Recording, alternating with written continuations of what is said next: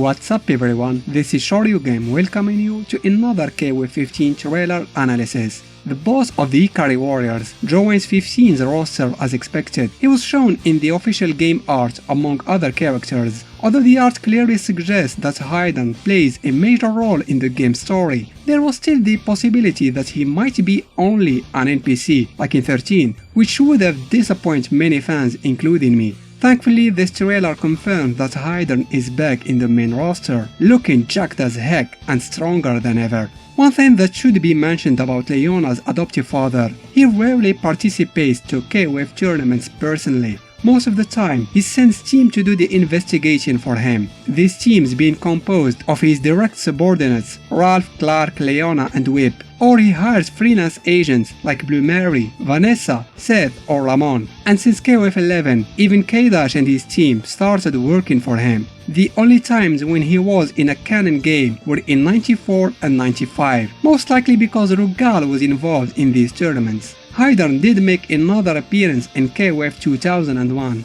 I assume he had no choice since Whip had deserted the Ikaris at that time and they needed a fourth fighter to complete the team. Of course, he's in 14 too, but being a DLC character, he didn't really have a story in that game. Ironically, most of Heidern's memorable moments were in Dream Match games. In 98 and 02 UM, he is part of the Masters team with Takuma, Saishu or Chin. The theme playing in this trailer, in spite of one's age, is from their 02 UM team, one of my favorite themes in the series. Heidern keeps his design from KOF 14 and remains mostly unchanged. The texture of his outfit, gloves and eye patch is definitely more detailed. Like the rest of the roster, he has a more pronounced muscle mass. He looks more intimidating as opposed to his skinnier version in older games, and I prefer that a lot more. Despite being one of the good guys, Heidern's techniques always looked extremely ruthless and painful. He'll show no mercy to his opponents, and even after they're defeated,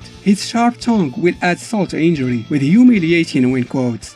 Now to the moves analysis. First, the close standing C with its double heads, bar standing D, standing CD, which is the one from 14, jump CD, one of the best jump CDs in the series, the overhead forward B, and the EX version of his projectile cross-cutter, which hits multiple times and travels very slowly in the stage, perfect to keep pressure on the opponent. Next is a special intro against Blue Mary, where she expresses her curiosity for why Heidern is participating in person in this KOF, just like I mentioned earlier. After that, Heidern resumes his moves demonstration with an EX Moonslasher and another EX move, Stormbringer. Now this technique works like a command throw and allows Heidern to refuel his life bar by draining his opponents. The EX version, however, works a bit differently. It does not restore Heidern's bar, but it drains a lot of the opponent's life bar and their meter. That's how it was in 14 anyway. I'm not sure if it still works the same in 15. Next move is his EX Stinger, which causes a wall bounce just like before. The motion to execute it is a simple DP, but in previous games, Stinger used to be Heiderns CD. Assault Saber is back from the previous game as well, a fast dash that ends with a slash and direction change. The X version throws the opponent high enough in the air to combo from it. His classic wind pose is back as well, though I'm very disappointed to see that the blood that used to be shaked off of his glove is still missing. I mean, that was the reason why he waved his arm in the past. It was to get rid of the blood stuck between his glove and sleeve. Now this move does no longer make sense, and he looks less cool honestly. Switching to Yashiro as the next punching bag, Heidern executes his level 2 super, Heidern Slash. And just like in the previous game, it stunlocks the opponent and allows attacking them separately, which Heidern does with a couple of his stingers and the Moonslasher.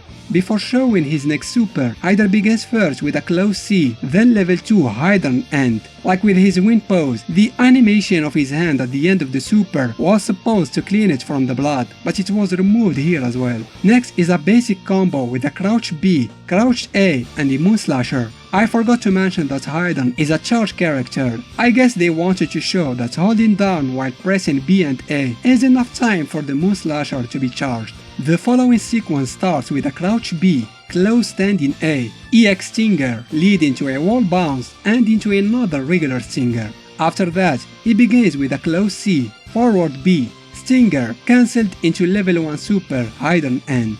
The next part sums Heidern playstyle perfectly. His projectiles are his main strength. They're pretty big, cause knockdowns, and you won't be able to avoid them with short hops. Long jumps can get you past above them, but then that would give Heidern enough time to charge his Moonslasher and punish you. Typical charge character shenanigans.